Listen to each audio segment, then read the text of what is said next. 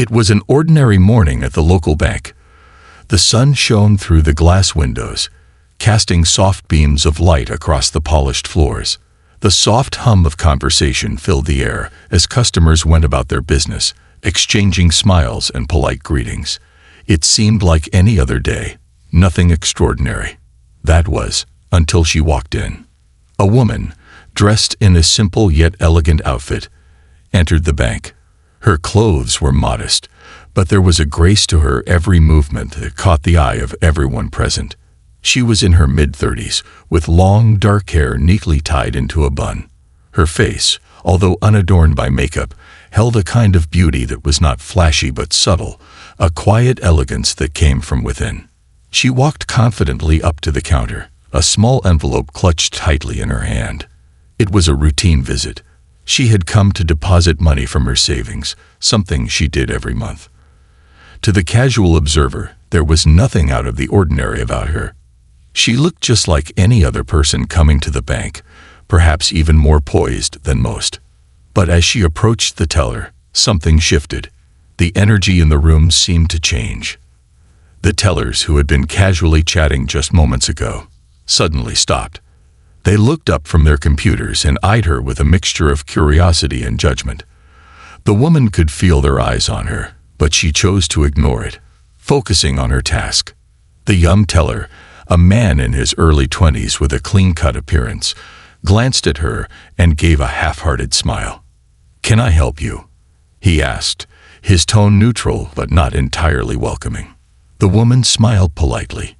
"Yes, I'd like to make a deposit." "Sure." The teller extended his hand for the envelope, but as he took it, he gave it a once-over. His eyes briefly flickered with mild disdain, a judgment that the woman couldn't quite place. Without a word, he began flipping through the contents of the envelope, checking the money inside. "I'm afraid we'll need some additional documents," he said coldly, pushing the envelope back toward her. "We require proof of income for this type of deposit." The woman's heart skipped a beat. She had forgotten to bring the necessary paperwork. The bank had never asked for documents before, and she had been making regular deposits for months without an issue. Confused, she asked, "I didn't think I needed to bring documents for a simple deposit. Is there a problem?" The teller shrugged, his eyes now scanning the room as though uninterested in her presence. "Well, the rules have changed. We need proof of income. It's policy." His words were curt, and his tone seemed dismissive. The woman stood frozen for a moment, trying to understand what was happening. There were other customers in the bank, all of whom had been watching this exchange unfold. Some of them seemed to whisper to each other, exchanging curious glances. The woman could feel the eyes of the room on her now. It was as though she were the subject of some kind of unspoken scrutiny. She knew that the money in the envelope was hers, earned through years of hard work and sacrifice. There was no question about that. But now, with the sudden demand for documents, she felt out of place, like an outsider. A wave of embarrassment washed over her. The teller, sensing her discomfort, pushed the envelope toward her again. "I can't process this without the documents. You'll need to come back when you have them." For a brief moment, the woman considered leaving. Perhaps it was best to just walk out, to leave behind the humiliation and avoid any further confrontation. But she couldn't. She had come here with a purpose, and she wasn't about to let a few rude comments or a misjudgment stop her. Taking a deep breath, she forced a smile and nodded. "All right, I'll bring the documents next time." But as she turned to leave, she couldn't help but feel the eyes of the bank employees and customers following her every move. As she walked away from the counter, the whispers began. She could hear the tellers gossiping under their breath. One of them, a young woman who had been watching from the side, muttered, "She probably doesn't even know how to handle her own money." The words stung, and the woman's heart sank a little more with each step. At the door, she hesitated for a moment, glancing back at the tellers. The man who had been so dismissive of her stood behind the counter, his eyes now on his computer screen, as if she had never even been there. It was as if she had become invisible to him once she had left. As she stepped outside, The weight of the moment hit her. It wasn't just the fact that her deposit had been delayed or that she had been treated unfairly. It was the feeling of being judged, of being treated as if she didn't belong. It was as though her appearance, her simple clothes, and her quiet demeanor had somehow marked her as less important, as if she were out of place in a world that demanded more. She stood outside for a moment, the cool air brushing against her face, but it did little to cool the fire of humiliation that burned in her chest. Her heart raced, and she felt a lump form in her throat. She wasn't sure what hurt more, the cruel treatment from the bank staff, or the fact that she had let it affect her so deeply. But just as she was about to turn away and leave, she heard the door to the bank open behind her. She turned quickly, and that's when she saw him. A tall figure entered the bank, his footsteps confident, his presence commanding. The woman blinked in surprise. It was her husband. He was a man unlike any other in the room. He walked with a quiet power, the kind that demanded respect without needing to raise his voice. He was impeccably dressed, his suit perfectly tailored, and he exuded a calm that was at once reassuring and awe-inspiring. The woman's heart skipped a beat. He had arrived. In that moment, she didn't know what to expect, but she felt an overwhelming sense of relief. This wasn't over. Not by a long shot. Her humiliation wasn't the end of the story. It was just the beginning. The woman stood frozen for a moment, the cold air of the outside world brushing against her face. Her heart was still pounding in her chest, her cheeks flushed with embarrassment. The experience inside the bank had left her shaken, but there was something else now. It was a feeling she couldn't quite describe, something that filled her with a sense of hope and anticipation. She heard the door behind her open, and instinctively, she turned around. Standing in the doorway was a man.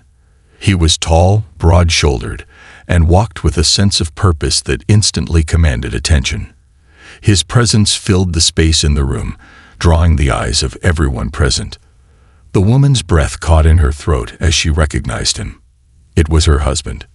He wasn't just any man.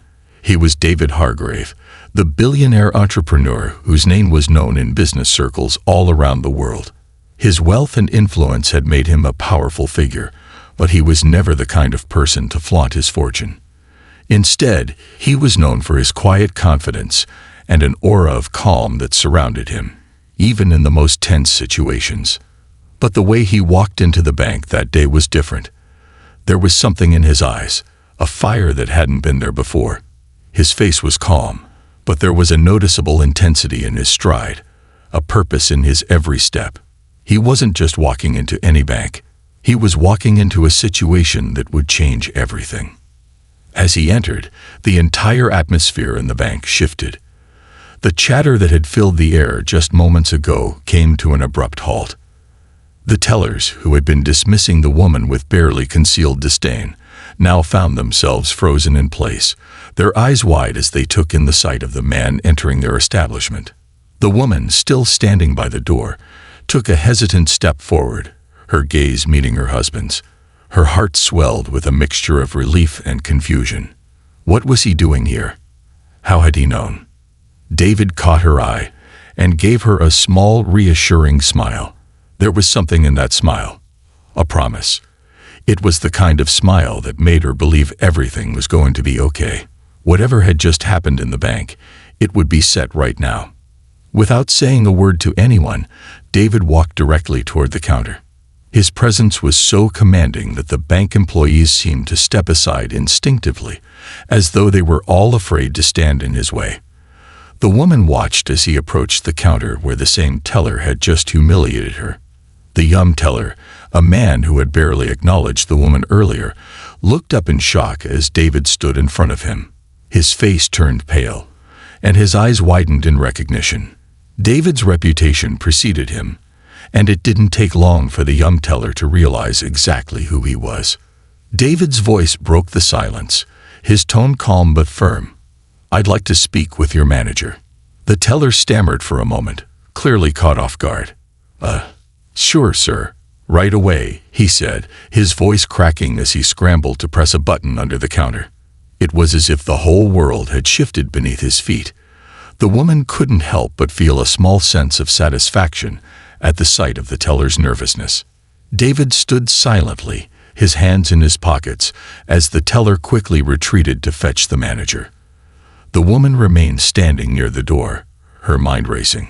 She didn't know exactly what her husband had in mind, but she had learned over the years that when David made his presence known, things changed. People listened. Soon, the bank manager, a middle-aged man with a well-groomed appearance, walked quickly toward them.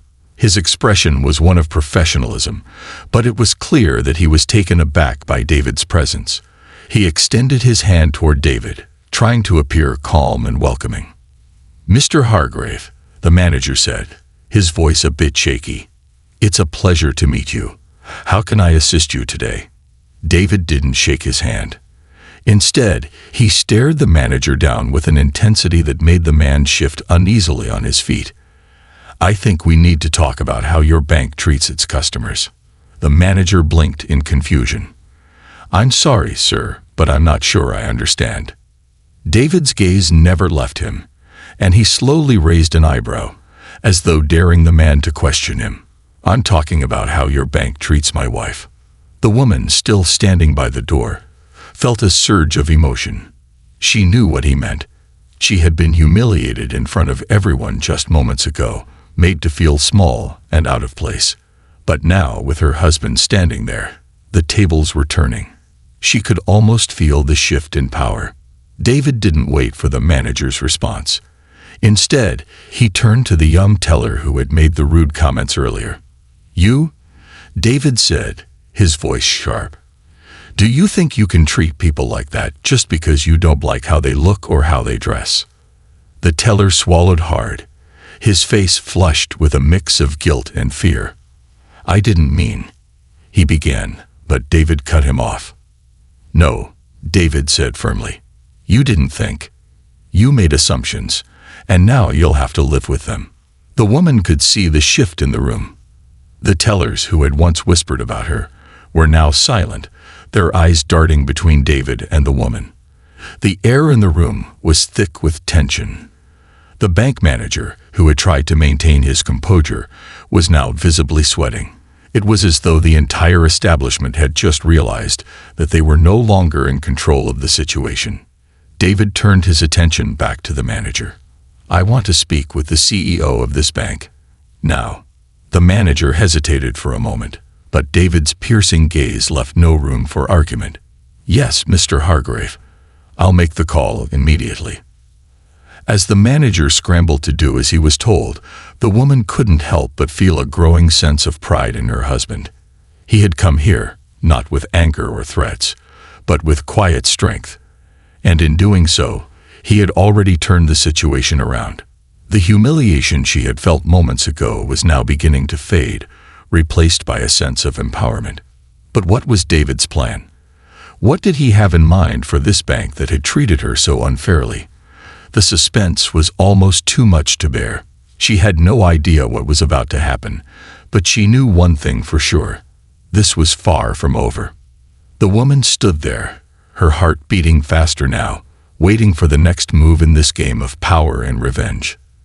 The bank manager, who had only moments before been standing tall and confident, was now visibly trembling.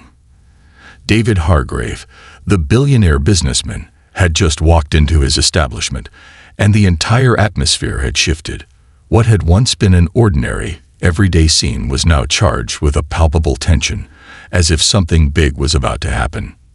David stood at the counter, his posture relaxed but commanding, exuding an air of calm authority. He hadn't raised his voice or made any dramatic gestures. It wasn't his words that held the power. It was the weight of his presence, the silent strength that seemed to fill the room.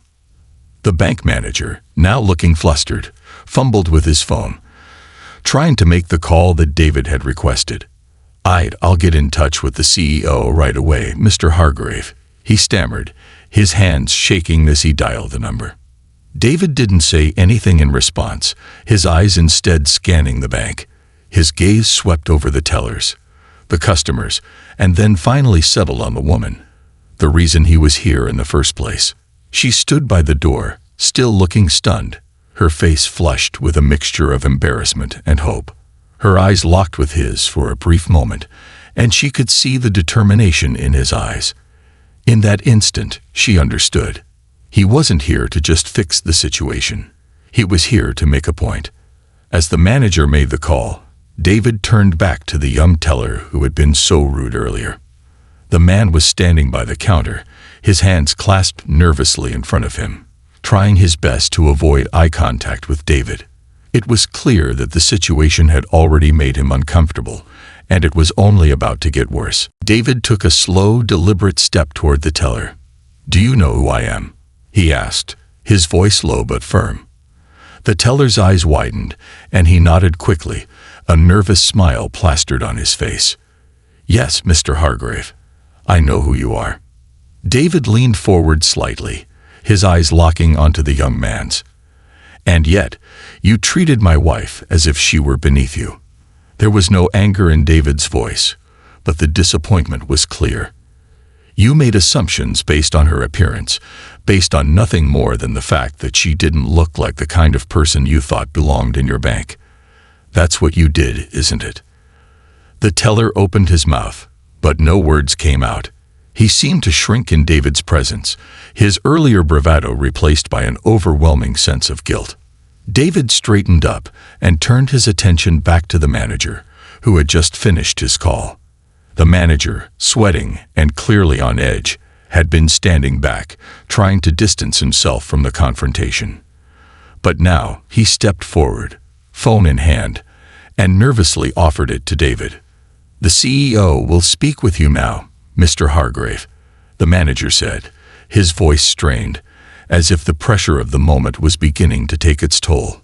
David took the phone without a word, his fingers brushing against the cool surface of the device. He placed it to his ear, waiting for the CEO to speak. The room was silent, and the tension was so thick that it felt as though everyone in the bank was holding their breath, waiting for the next move.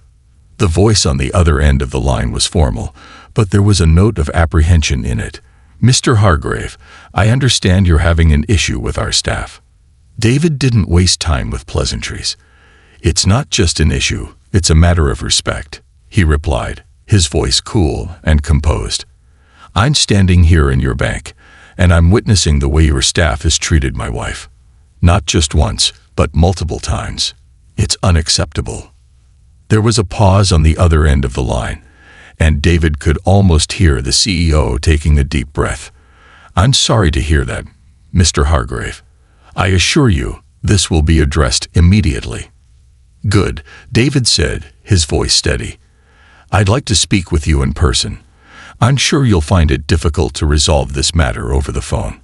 I'll be in your office in 30 minutes. We need to talk about how your bank treats customers, especially those who might not look like they fit into the kind of image you're trying to project." The CEO hesitated, clearly taken aback by the directness of David's words. "Mr. Hargrave, I understand your frustration, and I'll have someone meet you when you arrive." David wasn't done yet. "And make sure you've taken care of the employees who've contributed to this problem. I expect accountability, and I expect it now." Without waiting for a response, David ended the call and turned to face the room. The bank was still eerily quiet, as if everyone was afraid to make a sound. The tellers, who had previously been whispering and gossiping, were now all standing still, eyes glued to the scene unfolding before them. David's eyes scanned the room once more, this time pausing on the manager. The man was visibly sweating, his face pale as he tried to regain his composure. David's gaze was unyielding, and the manager knew that the consequences of this day would be far-reaching. Turning to his wife, David gave her a reassuring smile, his eyes softening as he approached her. "It's going to be all right," he said quietly, his hand gently resting on her shoulder. "We're going to take care of this. Don't worry." The woman looked up at him, her eyes filled with gratitude and admiration. In that moment, she felt a warmth spread through her, the kind of comfort that only someone who truly understood her could provide. This wasn't just about the money or the bank. It was about dignity. It was about respect. and her husband was going to make sure she got both. David turned back to the teller and the bank manager, who were now standing awkwardly at the counter. "I think we've made our point," he said, his voice calm but filled with authority. "I'll be in touch with your corporate offices. As for you two, I suggest you take this time to reflect on how you treat people, especially people like my wife." With that, David took his wife's hand and led her toward the door. As they walked out, the tellers and customers in the bank remained silent, their eyes following the couple as they left. The weight of the moment hung in the air, and everyone who had witnessed the exchange knew that this day would not be forgotten. David Hargrave had used his power not to bully or intimidate, but to make a point. He had shown that wealth and influence could be used to right wrongs, to stand up for what was right, and to demand respect when it was deserved. As the couple stepped out of the bank and into the bright sunlight, the woman felt a surge of pride. David had not only stood up for her, but he had stood up for everyone who had ever been made to feel less than they were. It was a powerful moment, one she would never forget. And for the bank, the lesson had just begun. The true power of wealth and influence wasn't in what you could buy or what you could control. It was in the way you used it to make a difference. And today, David had made a difference. The doors of the bank slid open with a soft chime as David and his wife stepped out into the bright afternoon light. The air outside felt cool, refreshing, and somehow full of promise. For a moment, the woman simply stood there, letting the breeze wash over her, the events of the past hour rushing through her mind. The humiliation, the discomfort, the way she had felt so small inside that bank. Everything had seemed so unfair, so unnecessary. But now, everything was different. David stood beside her, his arm gently resting on her shoulder. He wasn't just her husband, he was her protector, her knight in shining armor. His calm demeanor and quiet strength had turned the situation completely around. The power he wielded was undeniable, and in that moment, it wasn't just his wealth that she admired. It was the way he had handled everything, with grace, dignity, and intelligence. David looked at her, his expression softening as he spoke. "Are you okay?" She nodded, blinking back a few tears. "I am now. You were incredible in there." David smiled gently, his eyes holding a quiet confidence. No one should ever be made to feel like that, especially you. As they walked to their car, the woman felt a sense of relief washing over her. But there was more to this than just fixing a single problem. David's presence had done far more than just correct the wrongs done in that bank. It had shown her that power didn't need to be wielded in anger or violence. It could be used to bring about change, to right the wrongs in the world, and to remind people that they couldn't just judge others based on appearances. When they reached the car, David paused for a moment before opening the door. "We're not done yet," he said, his voice firm but calm. "I'm not just going to let them get away with this. Not after everything they did." The woman raised an eyebrow, her curiosity piqued. "What do you mean?" "You've already made your point. They know who you are." David's lips curled into a subtle smile, a hint of mischief playing in his eyes. "Oh, they know who I am, all right. But there's more to this. This isn't just about making a point. It's about showing them what happens when you treat someone like that. When you make assumptions based on nothing but appearance, it's about holding people accountable, even when they don't think they have to be." The woman felt a surge of admiration for her husband. He wasn't just going to walk away from this. He was going to take action. The next morning, the bank was buzzing with activity. The staff was on edge, the tension still palpable after the events of the previous day. The manager, who had been visibly sweating under the pressure of David's presence, was anxiously pacing around his office. The CEO of the bank had called him several times that morning, demanding answers. The calls were harsh and unforgiving, as if the weight of the previous day's events was crashing down on everyone at the institution. The manager had tried to explain that David Hargrave had been upset because his wife had been treated unfairly. But the CEO didn't seem to care about the reasons. What mattered was that David had made his displeasure known in a way that no one could ignore. The CEO was furious, not just because of the way the situation had played out, but because it had made the bank look incompetent and disrespectful in front of one of the wealthiest and most influential people in the world. And then, just when the manager thought things couldn't get worse, a new email arrived. The subject line read, "URGNT. Action required." The manager opened the email and felt his stomach drop. It was a formal complaint from David Hargrave himself, addressed to the entire board of directors, the CEO, and the bank's executive team. The letter detailed everything that had happened in the bank the day before. It explained how the woman had been humiliated, how the teller had treated her with disdain, and how the bank manager had failed to intervene. But what really struck fear into the manager's heart was the tone of the letter. It wasn't just a complaint. It was a warning. David had demanded that the bank issue a public apology to his wife for the way she had been treated.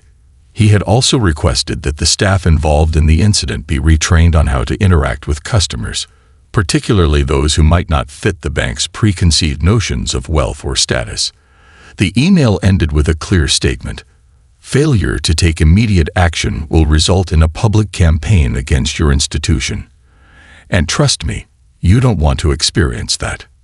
But that wasn't all. David's email had another, more specific demand. He had instructed the bank to donate a significant sum of money to a charity that supported victims of discrimination and bias. The donation was to be made in the name of the woman who had been humiliated the day before. The amount of money was eye-watering, and the message was clear. This was not just about saving face. It was about taking responsibility. The bank manager sat back in his chair, his mind racing.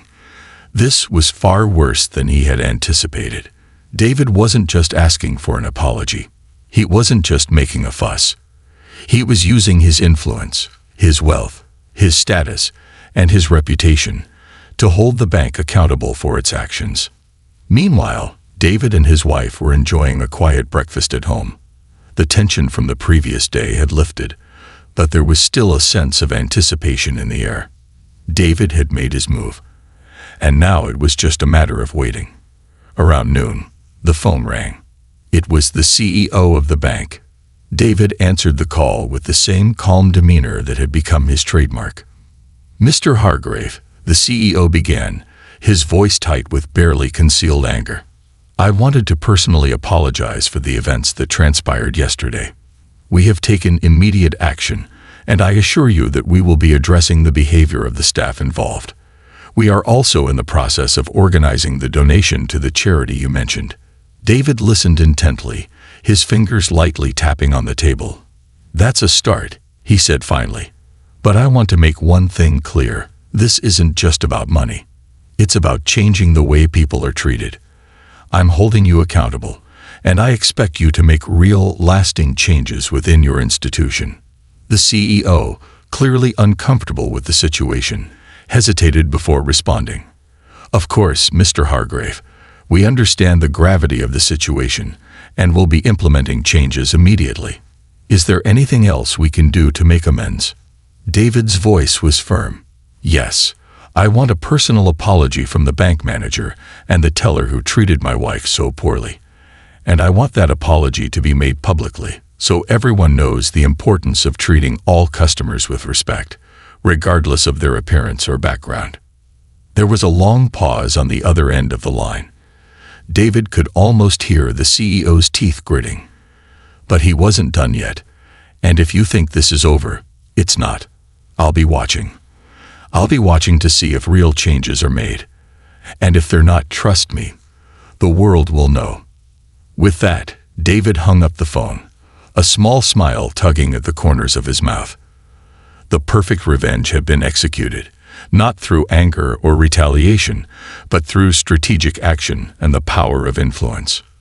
The bank would be forced to reckon with the consequences of its actions, but more importantly, it would learn a lesson about respect, accountability, and the consequences of judging others based on their appearance. David had made sure of that. As he turned to his wife, who had been quietly observing the entire conversation, he said, It's over now, but the real work begins. And for the first time in what felt like forever, the woman smiled, knowing that her husband had not only protected her, but had changed the way the bank would treat everyone from that day forward.